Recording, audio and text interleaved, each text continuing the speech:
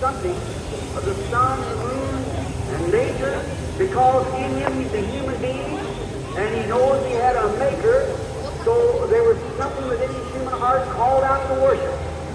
It is to every mortal. You might worship your automobile, your job, your house, or something. You'll worship something. So if there's any idol, take it out and let Jesus Christ have first place. Let him be first of all. Then the hunger deep.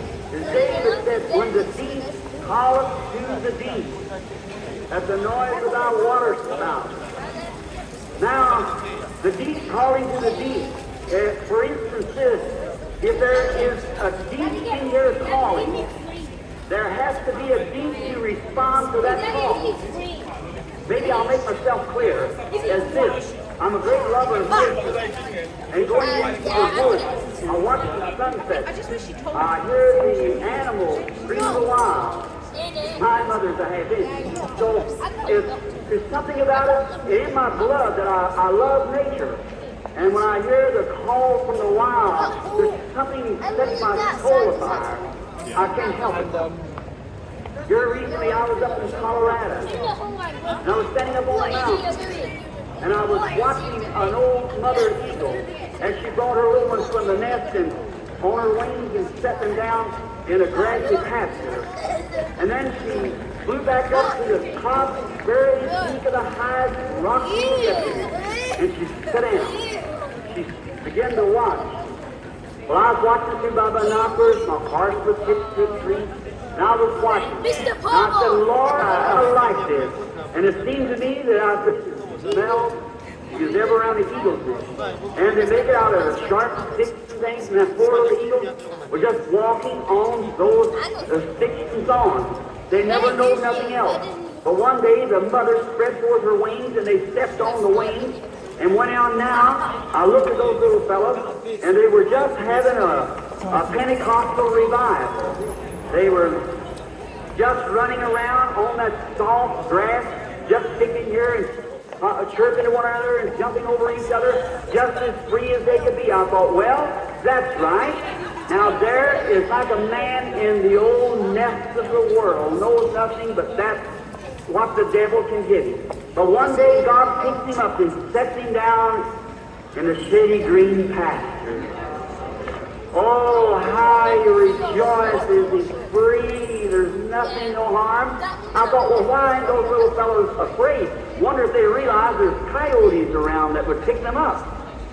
But every once in a while they would look up, and the old mother was sitting up there watching them.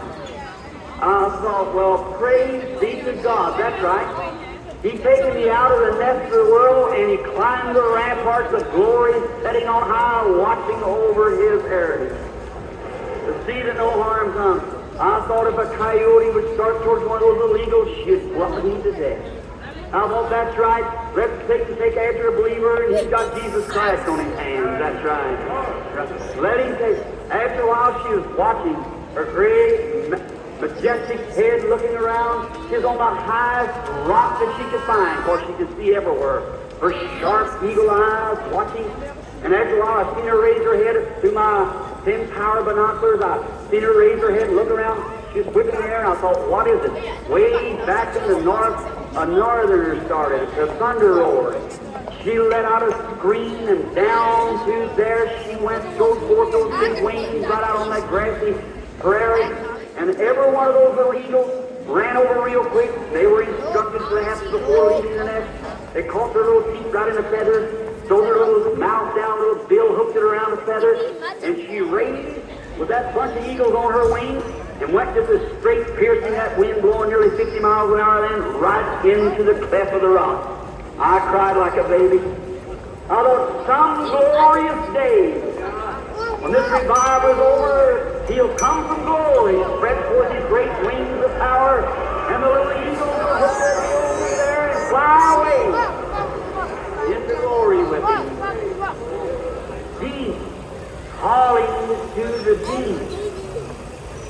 If the deep's calling, there's a deep to respond. In other words, before there was a tree to grow on the earth, there had to be an earth to grow in first. God never made the tree for the earth, he made the earth for the tree. He made the earth and commanded the earth to bring forth the tree, and the earth was a calling till the tree come forth. Before there was a fin on a fish's back, there was no water for him to swim in. The reason he's got a fin is because there was water for him to swim in to use it. Everything that we have is for a purpose, is for a cause. Here some time ago, I was reading where a little boy eats the racers off a pencil. He eat all the rubber he could find. He even eats the pedal off of a bicycle. And they didn't know what was wrong with the little lad. So they took him down for an examination to the doctor at the clinic. And after examining, they found out his little body needed sulfur. And sulfur is in rubber. And he was eating the rubber to get the sulfur. Now, here it is. Get it? If there was something inside here calling for sulfur, there had to be a sulfur to respond to it before it could call.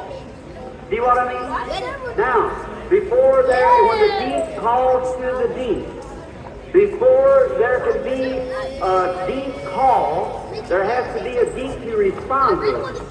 And then as sure as you people a few years ago who probably was sinners, maybe you were in some formal church that did not believe in the baptism of the Holy Spirit, but you heard the message. There was something in there called out for more of God. You might have been living in a justified state before God, but you wanted the baptism of the Spirit. And you hungered for it. Now the very reason that there is a Holy Spirit is because you were hungering for it. You would never hunger for it unless there was something in here to call for it out there. See what I mean? And then the very reason that you're here tonight, you believe in divine healing.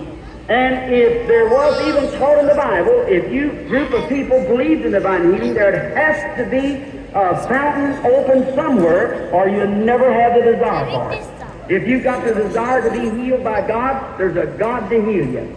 That's right. For the deep calls to the deep. That's the way it was with Simeon. He knew that there was coming a Christ, and he knew that God promised him that he would see